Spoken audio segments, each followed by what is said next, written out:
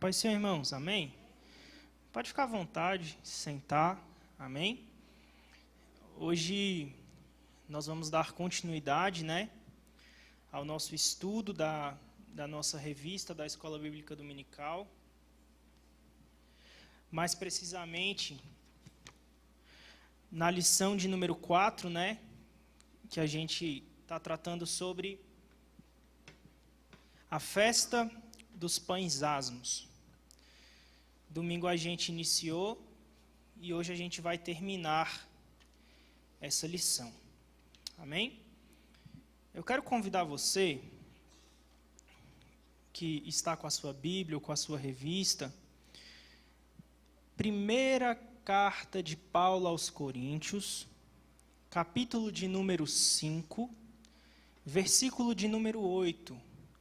Caso você esteja com a revista, basta você ir na página de número 22. Nós vamos ler o texto áureo da nossa lição.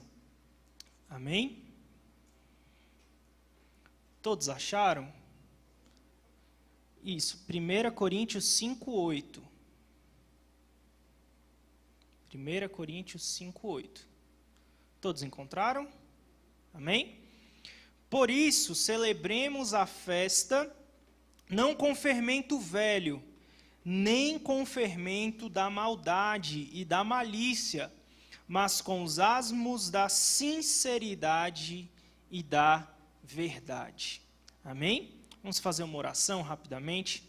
Senhor, meu Deus, meu Pai, nesse momento eu quero me colocar na Tua presença. Senhor, me usa essa noite para conseguir transmitir tudo aquilo que o Senhor quer falar com o Teu povo.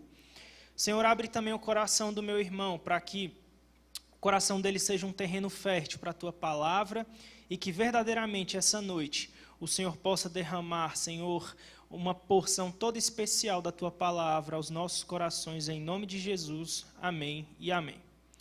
Então vamos lá, irmãos. Obrigado, meu irmão. Domingo a gente começou a estudar essa lição acerca da festa dos pães asmos. E a gente estudou algumas coisas. Não deu tempo da gente estudar tudo e exatamente por isso o pastor Gedeon Júnior pediu que a gente desse continuidade ao estudo de domingo, hoje, aqui na quarta-feira. E aí os estudos que o pastor Gedeon Júnior vem dando sobre as pragas, o êxodo, ele vai continuar, mas não hoje. Tá bom? Então você que acompanha os estudos do pastor todas as quartas-feiras, hoje vai poder estar acompanhando com a gente um pouquinho sobre a nossa revista, que a gente estuda todos os domingos pela manhã. E no domingo a gente começou a estudar essa festa muito interessante dos pães asmos. E a gente trouxe aqui algumas coisas sobre a explicação da origem dessa festa. A gente trouxe aqui explicações sobre o significado do fermento. E a gente trouxe uma explicação aqui sobre o modo como a morte de Cristo trouxe santificação para cada um de nós. Nós vimos aqui na introdução que essa festa, ela retratava um pouco a pressa com que os filhos de Israel tiveram que deixar o Egito, sem dar tempo daqueles pães eles fermentarem. A gente também estudou aqui, fazendo uma revisão rápida, que essa festa, ela iniciava-se no mês de Abib, ou de Nissan, como você queira, no dia 14 para o dia 15, mais precisamente às 18 horas. E ela é uma festa que durava a semana toda. E no primeiro e no último dia, a gente viu aqui no domingo que havia uma santa convocação, enfim. E o povo se dedicava exclusivamente para adorar ao Senhor pela libertação que eles tinham tido por intermédio de Moisés. Deus usa Moisés para libertar o povo. Então, eles festejavam a libertação dada pelo Senhor. E aí a gente também estudou sobre alguns requisitos para essa festa. A gente estudou que eles não podiam ter ali no meio deles pães fermentados, pães que tivesse a levedação da massa, A gente estudou também que aquele pão asmo, ele tinha alguns requisitos de como ele seria assado, de ervas que teriam nele, e essas ervas tinham a sua devida simbologia. A gente também estudou que durante essa festa, eles arrancavam do meio deles todo tipo de pão fermentado. A gente tratou aqui sobre até hoje, uma situação que o povo de Israel faz de fazer as crianças procurarem pedaços de pães fermentados para que arranquem de fato de dentro do seu lar todo tipo de pão fermentado. A gente também trouxe aqui a origem do fermento, que foi lá no Egito. A gente deu uma demonstração de que Deus pediu para o povo que fosse retirado o fermento para que eles não se recordassem das antigas obras que eles tinham ali no Egito, para que eles não se recordassem do paganismo que havia no Egito, enfim. E nós estudamos uma série de coisas. Nós também falamos sobre como Cristo se fez pecado por nós. Cristo, o pão asmo que se fermentou, ou seja, que se tornou pecado para a nossa salvação. E hoje nós vamos dar continuidade a esse estudo, e você que não teve condições de estudar conosco no domingo, basta você acessar o nosso culto de domingo pela manhã, e esse breve resumo que eu fiz aqui para você, ele vai estar disponível para você estudar e entender tudo que nós estamos falando aqui. Hoje nós vamos retomar o nosso estudo do ponto 3. Do ponto 3. Mais precisamente o 3.1. Meu querido, a gente estudou que o fermento, ele simboliza o pecado. E o escritor da revista trouxe de maneira muito clara que Deus requer de mim e de você, que somos o seu povo, que nós tenhamos cuidado com o pecado. O escritor da revista, ele no ponto 3, ele trata de algo muito interessante. Ele traz uma situação que eu quero convidar você a abrir a sua Bíblia comigo, e eu peço que você deixe a sua Bíblia aí do seu lado, porque essa noite nós vamos andar muito pela palavra de Deus. Se você puder ir comigo lá no Evangelho de Mateus, vá comigo, por gentileza, lá em Mateus, no capítulo de número 16. Mateus 16. Você que está em casa também, já deixa a sua Bíblia aí pertinho de você, nós vamos precisar. Mateus 16, versículo de número 12, diz o seguinte: então compreenderam que não dissera que se guardassem do fermento do pão, mas da doutrina dos fariseus. Olhe para mim. Esse texto, ele tem, no seu contexto, uma situação muito interessante. Cristo, ele faz um milagre, Cristo multiplica pães e ele dá de comer a uma grande multidão. E quando Cristo está saindo daquele local, ele fala para os seus discípulos sobre tomar cuidado com um tal de fermento dos fariseus. E aí aqueles discípulos, eles não conseguem compreender muito bem o que Cristo estava falando. Eles até se perguntam, mas será que ele está falando com a gente sobre um pão? Só que Cristo, ele percebe a indagação dos seus discípulos, e no versículo 16, no capítulo 16, no versículo 12, ele demonstra exatamente que ele estava tratando sobre o fermento dos fariseus, que era justamente a doutrina dos fariseus, que era uma doutrina o quê? Enganosa. Uma doutrina que colocava sobre as pessoas um jugo que ninguém conseguia carregar.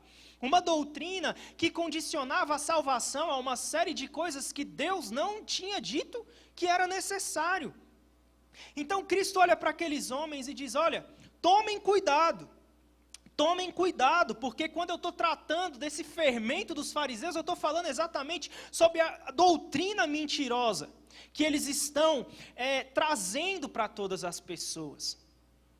E eu acho muito interessante, porque se nós voltarmos se nós formos adiante, eu convido você a ir comigo até o Evangelho de Marcos, no capítulo de número 8, nós temos outro aviso de Cristo. Marcos 8, que é exatamente uma complementação daquilo que está em Mateus 16. Olha só que interessante. Marcos 8, versículo de número 15. E ordenou-lhes, dizendo: olhai, guardai-vos do fermento dos fariseus e do fermento de Herodes. Então, de maneira muito clara, Cristo deixou demonstrado que eu e você precisamos tomar cuidado com as falsas doutrinas. Eu e você precisamos tomar cuidado com esse tal fermento que muitas vezes pode trazer para a igreja um levedar da nossa nova massa, porque no domingo nós vimos que em Cristo nós fomos feitos o quê? Novas criaturas.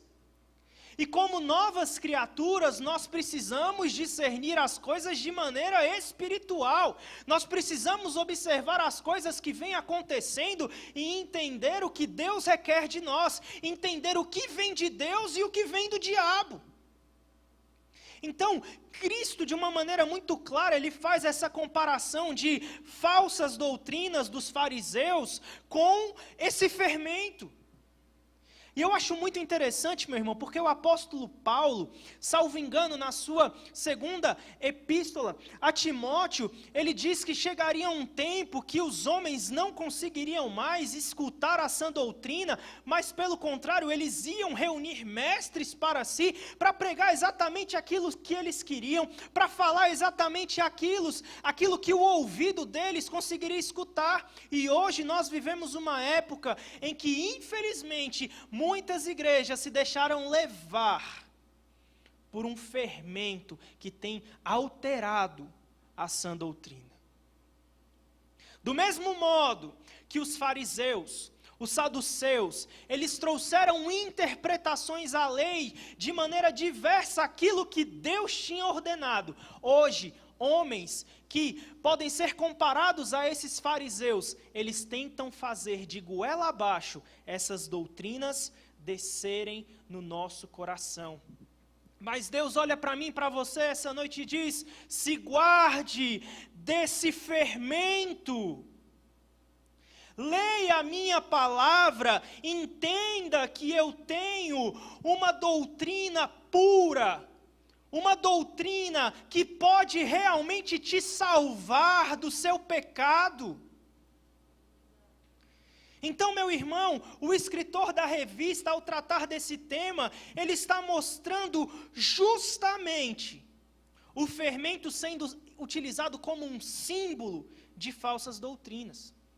E um texto que o escritor da revista também poderia ter colocado aqui é justamente o texto de Paulo aos Coríntios, quando Paulo diz: olha, um pouco de fermento, ele pode fazer o quê? Levedar toda a massa. Quando Paulo está tratando desse pouco de fermento, ele estava tratando justamente acerca de problemas que a igreja em Corinto enfrentava com irmãos que tinham se convertido, mas estavam voltando aos costumes do helenismo. Há costumes errados. Então, meu irmão, esse fermento também pode ser comparado ao pecado que de maneira muito sutil tenta entrar na igreja, ao pecado que de maneira muito sutil tenta agredir os nossos corações para nos tirar do foco que é Deus. Mas essa noite Cristo olha para mim e para você e diz: ei, lança fora todo fermento, lança fora todo pecado, lança fora toda falsa doutrina. O apóstolo Paulo, escrevendo aos Gálatas, ele diz: olha, ainda que um anjo desça dos céus e pregue um evangelho contrário a tudo isso que a gente está falando, que seja anátema, que seja maldição, ou seja, o único evangelho genuíno está na palavra de Deus. O evangelho que nós precisamos está na palavra de Deus. O evangelho que você que está aí na sua casa precisa é o evangelho que foi entregue por intermédio de Jesus Cristo, o Filho de Deus que tira o pecado do mundo. Aleluia! E nós também podemos observar algo interessante. O escritor da revista, ele traz o fermento como um aspecto negativo em primeiro lugar. Mas quando nós vamos lá em Mateus 13, eu quero que você vá comigo lá em Mateus 13, por favor. Essa noite nós vamos andar muito pelas Escrituras. Esse estudo é um estudo riquíssimo. Mateus 13, versículo de número 33. No primeiro momento, o escritor da revista trouxe o fermento como um aspecto negativo. Só que aí, Jesus, em outro momento, ele traz o fermento em aspecto positivo. Olha só que coisa interessante. Mateus 13, 33. Outra parábola lhes disse: o reino dos céus é semelhante ao fermento que uma mulher toma e introduz em 3 medidas de farinha, até que tudo esteja levedado. Ou seja, num primeiro momento, a gente percebe que Cristo ele usa o fermento, demonstrando que o fermento talvez possa trazer um significado ruim. Só que, meu irmão, nós precisamos compreender que Cristo, ele utilizava-se de um método de falar acerca das coisas de Deus, para que quem tivesse que entender, entendesse. E graças a Ele, hoje eu e você podemos compreender tudo que Ele deixou na palavra dEle.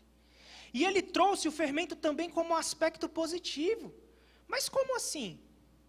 Esse fermento utilizado por essa mulher, em que ela joga e traz um crescimento, ele fala justamente sobre um crescimento interno e invisível do reino de Deus. Onde? Dentro de mim e de você. Só que, meu irmão, esse crescimento, que inicialmente é um crescimento interno e invisível, com o passar do tempo ele tem que se tornar o quê? Um crescimento externo e visível. Ou seja, Cristo, ele agora faz um paralelo com um fermento como o crescimento do reino de Deus dentro de mim e dentro de você. E eu achei muito interessante, porque o escritor da revista, ele faz esse paralelo. Cristo tratando do fermento como algo que nos afasta de Deus, mas depois, de maneira figurativa, ele também traz o fermento como uma situação de crescimento do reino. De crescimento do reino. Crescimento do reino. E aí, a gente segue no nosso estudo. E aí a gente chega em outro ponto muito interessante. E eu queria que você agora fosse comigo, lá no Evangelho de João, por favor. João, capítulo de número 6. Porque nós temos muita coisa para falar ainda. João 6, versículo de número 4. A palavra do Senhor em João 6,4 diz o seguinte: e a Páscoa, a festa dos judeus, estava próxima. Estava próxima. Aqui a gente percebe um contexto em que a Páscoa estava se aproximando. E a gente percebe que aqui a gente está chegando exatamente em um dos discursos mais interessantes de Cristo. O Cristo que agora se apresentaria para todo o povo como o pão da vida. O pão que desceu do céu. E eu quero convidar você a nós seguirmos aqui no capítulo 6, no versículo de número 49. Na verdade, vamos começar no 48. Basta você virar a sua página aí da sua Bíblia e você vai chegar em João 6, 48. É um texto bem extenso, mas é muito importante para nós entendermos essa parte. Diz assim: eu sou o pão da vida. Vossos pais comeram o maná no deserto e morreram. Este é o pão que desce do céu, para que o que dele comer não morra. Eu sou o pão vivo que desceu do céu. Se alguém comer deste pão, viverá para sempre.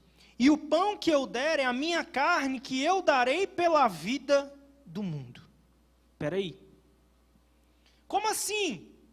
Esse cara está dizendo que eu tenho que comer da carne dele para poder ter a salvação? Como assim? Como assim comer da carne dele? Ele olha para mim e diz que ele é um tal de pão vivo e que eu tenho que comer dele para que eu... Não, peraí, está tudo errado, o que está acontecendo? E é muito interessante porque a palavra do Senhor prossegue e, se você pode vir comigo no versículo 52, diz o seguinte: disputavam, pois, os judeus entre si, dizendo, como nos pode dar este a sua carne a comer? Jesus, pois, lhe disse, na verdade vos digo que, se não comerdes a carne do Filho do Homem, e não beberdes o seu sangue, não tereis vida em vós mesmo. Quem come a minha carne e bebe o meu sangue tem a vida eterna, e eu ressuscitarei no último dia, porque a minha carne verdadeiramente é comida e o meu sangue verdadeiramente é bebida. Não, peraí, além de dizer que eu preciso comer da carne dele, agora eu também preciso beber o sangue dele? Como assim? E aquelas pessoas olham para Cristo e dizem, não, Cristo, esse discurso é muito duro. É muito duro. Quem pode ouvir esse discurso? E de repente aquelas pessoas começam a se retirar e começam a deixar Jesus ali.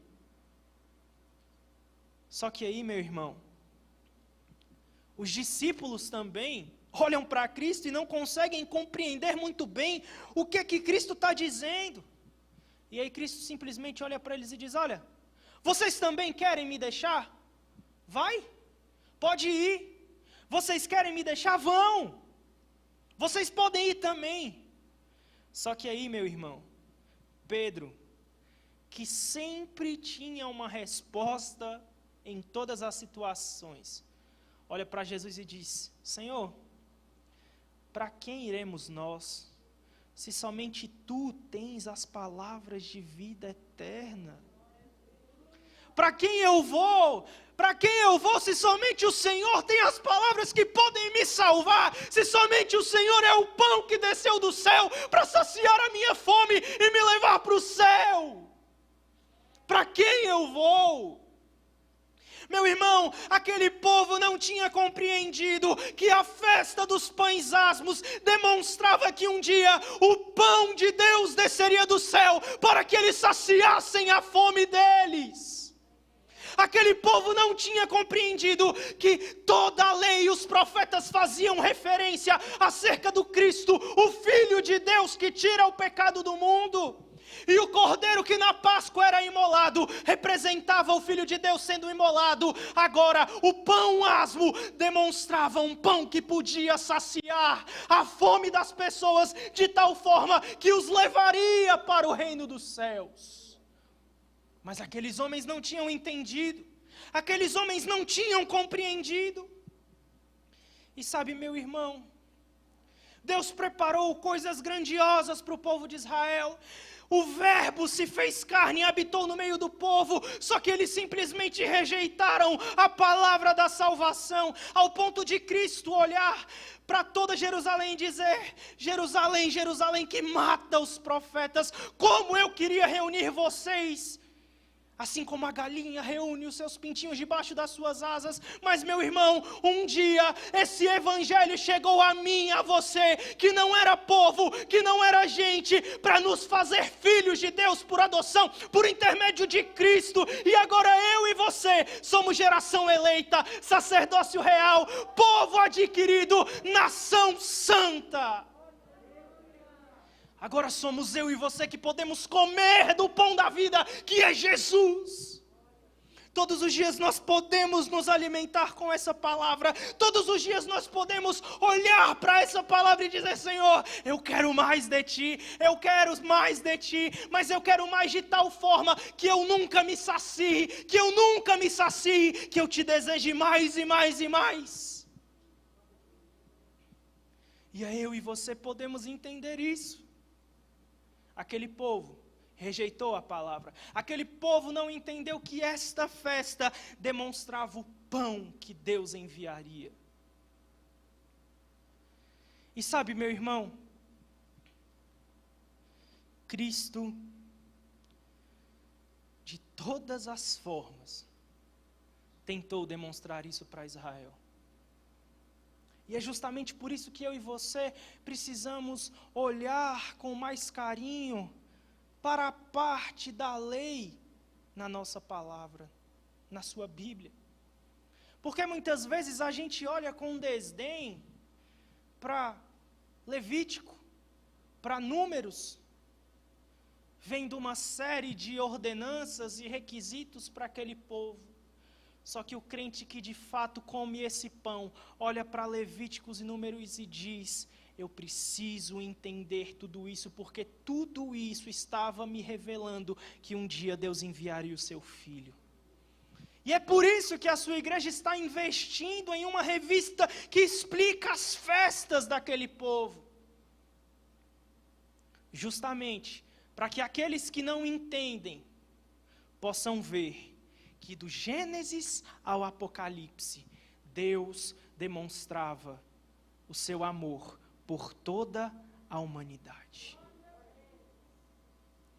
E aí a gente chega em outro ponto da nossa revista que é muito interessante. E aí eu quero que você vá comigo lá em Deuteronômio. Vá comigo, por favor. Agora você vai voltar bastante aí a sua Bíblia, vai folhear a sua Bíblia lá para Deuteronômio.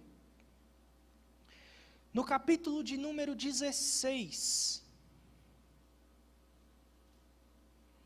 No versículo de número 3.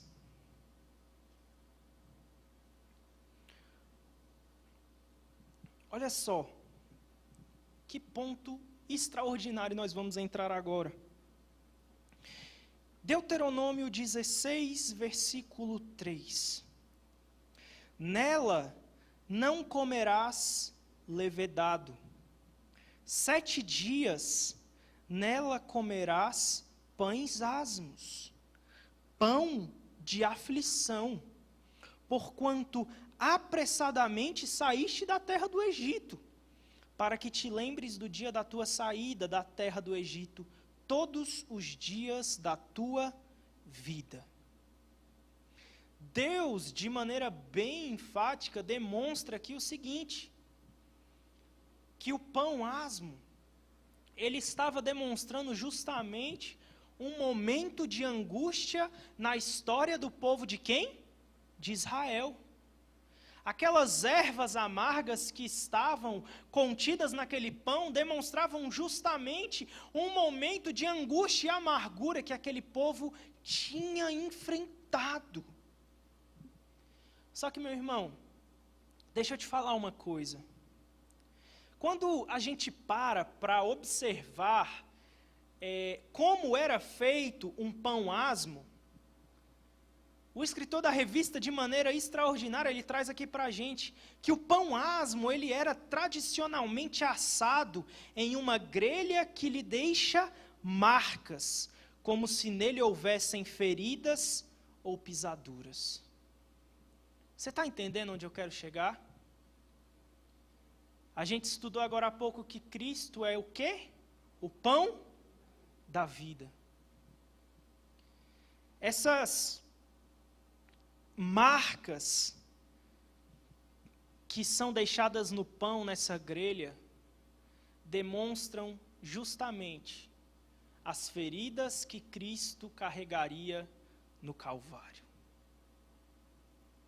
E o povo de Israel tinha ciência disso. Eles sabiam exatamente como o pão era feito. Eles conheciam toda a profecia, eles sabiam exatamente o que estava para acontecer, mas eles não se atentaram a isso. E sabe o que é mais interessante que o escritor da revista traz?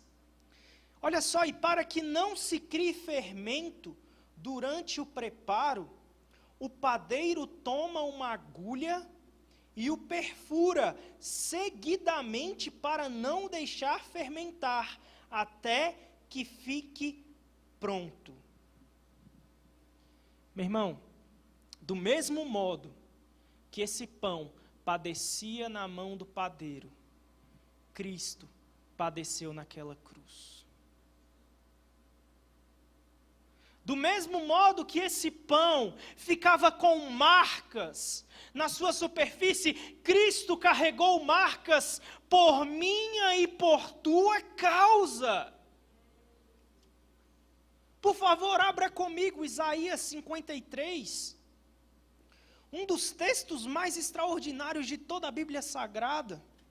Isaías 53.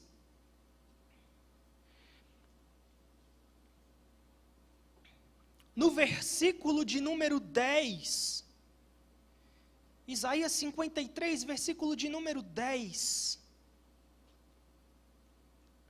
Todavia, ao Senhor agradou moê-lo, fazendo-o enfermar. Quando a sua alma se puser por expiação do pecado, verá a sua posteridade, prolongará os seus dias, e o bom prazer do Senhor prosperará na sua mão. Meu irmão, o pão da aflição. O pão da aflição representa justamente a aflição que Cristo haveria de padecer. Essas ervas amargas, elas simbolizavam justamente isso, a grande amargura, o momento de angústia que Jesus enfrentaria. Um momento de tamanha angústia em que o seu suor se converteu em gotas de sangue, ao ponto dele dizer: Senhor, se for possível, passa de mim este cálice, contudo não seja feita a minha vontade, mas a tua vontade. Ou seja, Cristo, Ele passou por severos momentos de angústia, o pão da vida que desceu dos céus, agora estava simplesmente padecendo na mão desse padeiro. Essa simbologia é extraordinária, meu irmão. Agora Cristo estava sendo moído pelos meus e pelos teus pecados. Então, meu irmão, todas as vezes que nós olharmos para situações e pensarmos em desistir, lembre-se que no Calvário, lembre-se que no Gólgota, o teu Cristo não desistiu de você. Meu irmão que está em casa, ainda que você tenha desistido da tua vida, ainda que você tenha desistido da tua história, eu quero te dizer que existe alguém, existe um pão da vida que foi enviado para te dar a salvação. Foi enviado para te trazer vida. E Ele padeceu por mim, por você, por nós. E esse pão amargo simbolizava justamente isso, o momento amargo que Cristo enfrentaria. O momento amargo que Cristo enfrentaria. Olha que coisa linda. Aí eu quero que você vá comigo lá em Mateus. Eu disse que a gente ia andar muito na palavra do Senhor. Mateus capítulo de número 27. Por favor, eu preciso que você leia esse texto comigo. Você que está em casa, ainda dá tempo, pega a sua Bíblia. Segue esses textos com a gente. Mateus 27, a partir do versículo de número 27. Meu irmão, eu queria que você lesse esse texto comigo, sentindo tudo que esse texto representa para mim e para a tua vida. Mateus 27, 27. E logo os soldados do presidente conduziram Jesus à audiência, reuniram junto dele toda a corte, e despindo-o, o cobriram com uma capa de escarlate, e tecendo uma coroa de espinhos, puseram na sua cabeça, e em sua mão direita uma cana, e ajoelhando diante dele os escarneciam, dizendo: Salve, Rei dos Judeus. E cuspindo nele, tiraram-lhe a cana e batiam-lhe com ela na cabeça. E depois de o haverem escarnecido, tiraram-lhe a capa, vestiram-lhe as suas vestes e o levaram para ser crucificado. E quando saíam, encontraram um homem cirineu chamado Simão, a quem constrangeram a levar a sua cruz. E chegando ao lugar chamado Gólgota, que se diz lugar da caveira, deram-lhe a beber vinagre misturado com fel, mas ele, provando-o, não quis beber. E, havendo-o crucificado, repartiram as suas vestes, lançando sortes, para que se cumprisse o que foi dito pelo profeta. Repartiram entre si as minhas vestes, e sobre a minha túnica lançaram sorte. E assentados o guardavam ali, e por cima da sua cabeça puseram escrita a sua acusação: Este é Jesus, o Rei dos Judeus. E foram crucificados com ele 2 salteadores, um à direita e outro à esquerda. E os que passavam blasfemavam dele, e dizendo: Tu que destróis o templo, e em 3 dias o reedifica, salva-te a ti mesmo, se tu és o Filho de Deus, desce da cruz. E da mesma maneira também os principais sacerdotes, com os escribas e anciãos, e fariseus, escarnecendo, diziam: Salvou os outros e a si mesmo não pode salvar. Se é o rei de Israel, desça agora da cruz. Confiou em Deus, livre-o agora, se o ama, porque disse: Sou filho de Deus. É o mesmo lhe lançaram também em rosto salteadores que com ele estavam crucificados. E desde a hora 6ª houve trevas sobre toda a terra até a hora 9ª. E perto da hora 9ª, exclamou Jesus em voz alta, dizendo: Eli, Eli, lama sabactani. Isto significa: Deus meu, por que me desamparaste? Meu irmão, o povo de Israel, em determinado momento, cometeu um pecado. E Deus olha para aquele povo e diz: Olha, não dá mais para eu seguir com vocês no caminho do deserto. Esse povo é de dura cerviz, eles fazem tudo que eu digo que não é para fazer, e não dá. Eu vou cumprir a minha promessa, eu vou fazer tudo que eu disse que eu ia fazer, só que a partir de agora eu vou mandar um anjo, e esse anjo vai se encarregar de guiar vocês. O que Moisés diz para o Senhor? Senhor, não me faça subir daqui sem a tua presença. Meu irmão, você já imaginou quão grande foi o sofrimento de Cristo ao sofrer a separação de seu Pai? Sabe, se em um curto espaço de tempo Moisés temeu sair daquele local sem a presença do Senhor, que dirá Cristo, que padeceu muito grande dor e se sentiu abandonado pelo Pai. Se sentiu abandonado pelo Pai. Sabe, meu irmão, esse pão está disponível essa noite para mim e para você. Esse pão que se entregou para a salvação dos nossos pecados, essa noite está aqui. Ele está aqui. Meu irmão que está assistindo essa live, o pão vivo que desceu dos céus e que padeceu toda essa dor que nós lemos aqui, eu quero dizer para você, ele está aqui essa noite para mudar a tua história, para perdoar os teus pecados, para te transformar. Basta simplesmente eu e você compreendermos que ele padeceu dores grandiosas para que hoje nós tivéssemos vida. E vida em abundância. E vida em abundância. Sabe, meu irmão, chegou o tempo de nós, todos os dias, refletirmos acerca de um texto como esse. Sabe, certa vez eu li esse texto e, quando eu li esse texto, parecia que eu estava lendo um texto comum, um texto qualquer.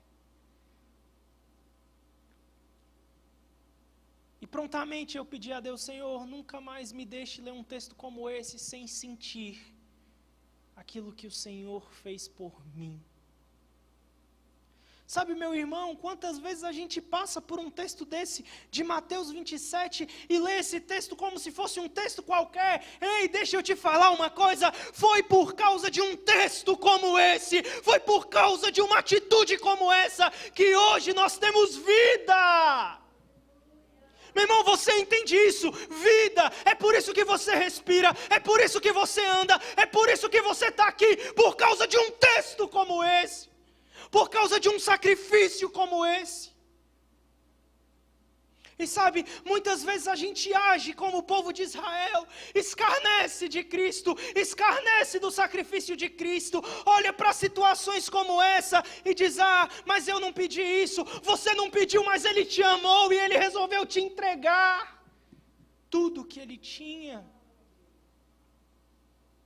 Nós estávamos mortos nas nossas transgressões e delitos, mas Deus, que é riquíssimo em misericórdia, pela sua graça nos entregou Jesus, e assim nós somos salvos.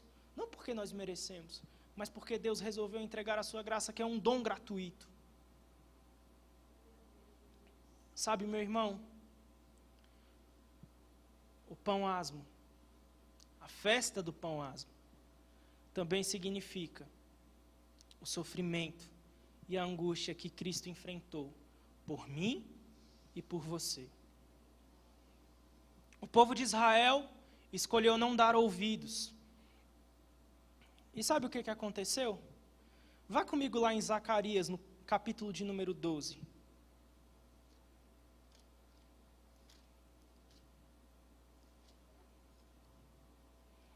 Olha só o que diz em Zacarias 12.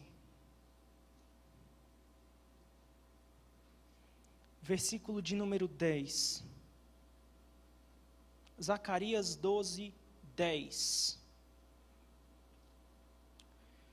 Mas sobre a casa de Davi e sobre os habitantes de Jerusalém, derramarei o espírito de graça e de súplicas, e olharão para mim a quem transpassaram, e prantearão sobre ele, como quem pranteia pelo filho unigênito, e chorarão amargamente por ele, como se chora amargamente pelo primogênito. Deixa eu te falar uma coisa. Aquele povo que transpassou Jesus, aquele povo que humilhou Jesus, um dia vai olhar e vai prantear, vai perceber a burrada que eles fizeram em não acreditar que Ele era o Filho de Deus. E eles vão se lamentar, eles vão chorar, e eles vão ter que se dobrar diante de Cristo Jesus, porque a palavra do Senhor diz que diante de Cristo todo joelho vai se dobrar, e toda língua vai confessar que Jesus Cristo é o Senhor, para a glória de Deus Pai. Então entenda, Cristo foi o pão asmo, o pão da aflição. Entenda também que Cristo é o pão da vida, o pão que pode te salvar e mudar a sua história. Basta apenas que você abra o teu coração essa noite e se renda aos pés de quem pode mudar a tua vida. Amém? Curve sua cabeça, vamos orar. Senhor, meu Deus, meu Pai, eu te louvo por esse momento tão especial que nós tivemos. Senhor, eu te agradeço por essa palavra que o Senhor nos entregou essa noite. Meu Deus, eu te agradeço porque, através do estudo desta festa, o Senhor fez com que nós recordássemos tudo que Tu fizeste por nós naquela cruz. Senhor, perdoa a nossa negligência. Nos perdoa, Senhor, porque tantas vezes nós deixamos de lado tão grande sacrifício e nos entregamos a tudo aquilo que é abominável aos teus olhos. Mas essa noite, meu Deus, nós te pedimos, perdoa-nos, Pai. Senhor, arranca de nós esse coração de pedra, esse coração que é tão duro, e coloca em nós um coração de carne. Renova em nós, Senhor, o teu Espírito, não nos expulse da tua presença, mas traz novamente a cada um de nós a alegria da tua salvação, Senhor. Trabalha na nossa mente, no nosso coração. Senhor, nos tira da miséria do lamaçal. Senhor, arranca todo o fermento maligno do nosso coração e nos ensina a todos os dias nos santificarmos, a buscarmos a tua face e a desejar estar diante de ti. Senhor, olha para o nosso coração, olha para a nossa sinceridade, muda o nosso caminho, transforma a nossa vida e glorifica o teu nome através da minha vida e através da vida do meu irmão. Em nome de Jesus, amém e amém. No próximo domingo, daremos início à nossa nova revista de estudos bíblicos dominicais, Israel, a Igreja e as Festas. Durante todo um trimestre, estaremos nos aprofundando acerca da importância e do significado que esse tema representa na Bíblia. Os temas dos estudos são: Estudo 1, as Festas do Senhor. Estudo 2, o Sábado. Estudo 3, a Festa da Páscoa. Estudo 4, a Festa dos Pães Asmos. Estudo 5, a Festa das Primícias. Estudo 6, a Festa de Pentecostes. Estudo 7, a Festa das Trombetas. Estudo 8, o Dia da Expiação. Estudo 9, a Festa dos Tabernáculos. Estudo 10, a Festa do Purim. Estudo 11, a Festa da Dedicação. E, por fim, estudo 12, a Festa do Jubileu. Lembrando que a revista será disponibilizada em nossas plataformas digitais. E caso queira adquiri-la em formato impresso, basta entrar em contato com o Pastor Heber. Então, não se esqueça, nesse domingo, dia 7, às 9 horas da manhã, Escola Bíblica Dominical com a nova revista Israel, a Igreja e as Festas. Igreja Evangélica Pentecostal do Brasil para Cristo. Compromisso com Deus e a sua palavra.